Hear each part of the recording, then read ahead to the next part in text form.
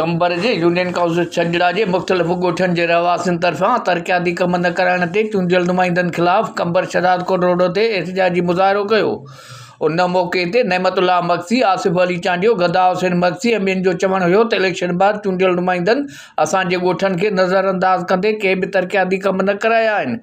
रोडनि रस्तनि समेत बुनियादी सहूलतूं न हुअण करे मुश्किलातुनि जो शिकार बणियल आहियूं।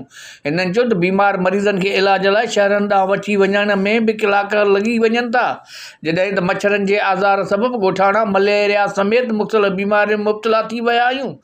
दाहिण बावजूदि मच्छर मारे स्प्रे न पियो करायो वञे, जॾहिं त सिंध हुकूमत तरफ़ां चूंडियल नुमाइंदनि खे लखे रुपया बजट पिणु मिले थी, जेका हड़प थी वञे थी। हिननि अख़्तियारनि खां मुतालबो कयो त चूंडियल नुमाइंदनि जी नाअहली ऐं कयल करप्शन जी जांच कराए बुनियादी सहूलतूं मुहैया करे तकलीफ़ुनि खां बचायो वञे। कैमरामैन शोएब अमन सां गॾु मोहम्मद मिठल खोसो, डिस्ट्रिक्ट रिपोर्टर कोशिश डिजिटल, कंबर शदाद कोट।